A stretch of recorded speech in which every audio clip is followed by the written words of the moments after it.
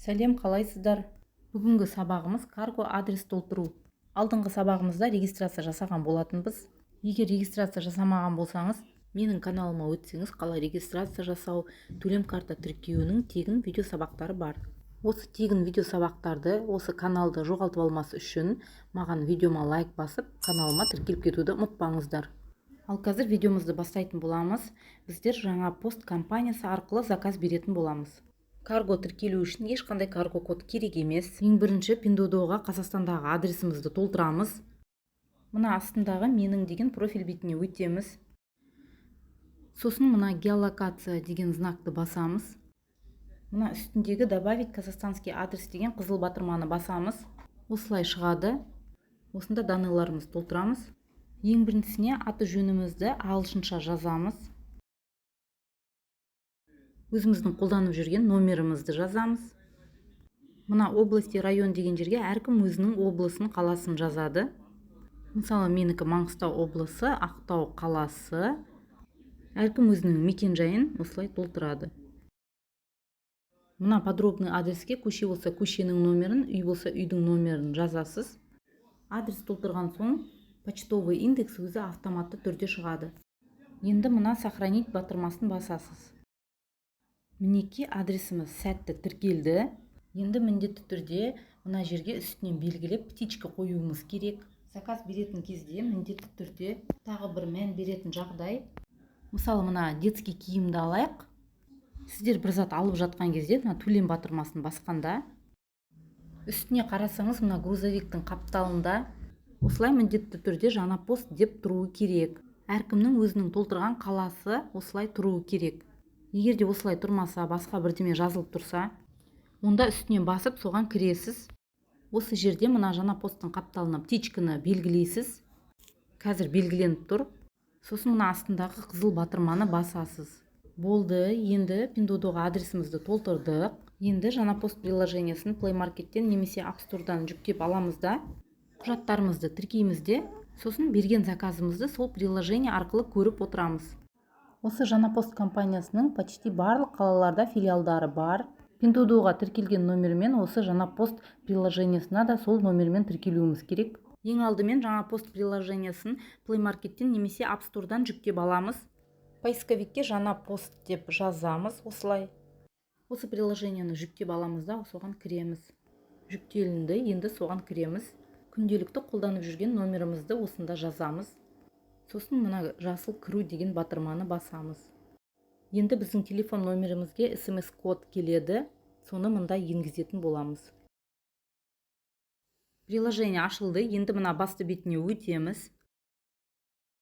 Басты бетінде мына құжат тіркеу деген батырманы басамыз. Құжатты не үшін тіркейміз десеңіз, себебі бұл Қытайдан товарымыз келгенде данныйларымыз товардың бетіне жазылып келеді.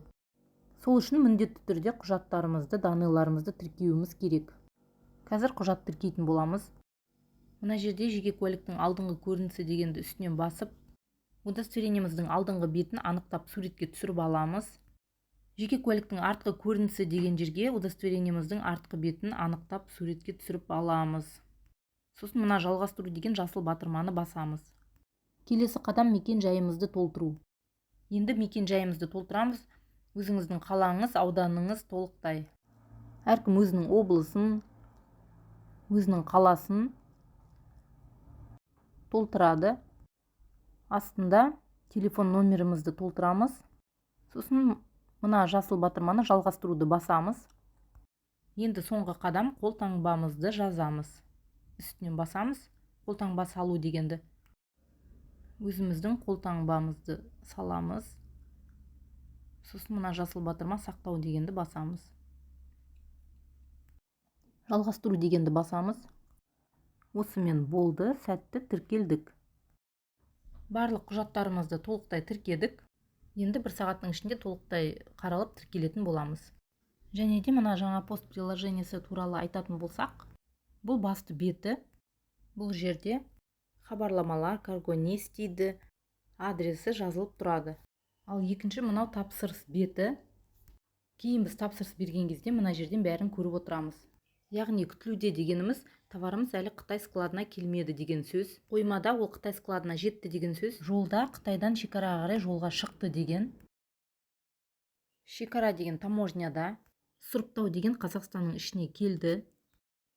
Ал бөлімше болған кезде сіздің мекен жайға жақын жердегі бөлімшеде тұр деген. Ал алынды деген сіз уже товарыңызды алып кеткеннен кейін алынды жанады. Енді бұл жерге негізінде ешқандай тапсырыстарды сіздер қосып отырудың қажеті жоқ. Өзі автоматты түрде жасалады. Одан кейін осы хабарлама сізге келіп отырады. Товарыңыз қай жаққа келді, қай қалада, барлығын осы жерден көріп отырасыз. Одан кейін осы профиль батырмасы бұл жерде, яғни біздің жеке парақшамыз. Мына жерден енді өзіміздің бөлімшемізді таңдауымыз керек. Осы бөлімше өзгерту деген жерге кіресіздер. Мысалға бізде қазіргі таңда белгіленіп тұр уже Маңғыстау облысы, Ақтау қаласы болып.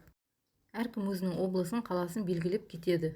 Бір ерекшелігі, әр қаланың астында жаңа пост осы каргоның адресі жазылған. Мысалға Ақтау қаласында 28 А микрорайон 23 үйде орналасқан филиалдың склады. Мысал, сіз Қызылорда облысы, Қызылорда қаласынан болатын болсаңыз, Бұхарбай Батыр 41 мекен жайдан товарыңызды алып кетесіз. Осылай әркім өзінің бөлімшесін белгілеп қоюы керек. Сосын мына сақтау батырмасын басасыз.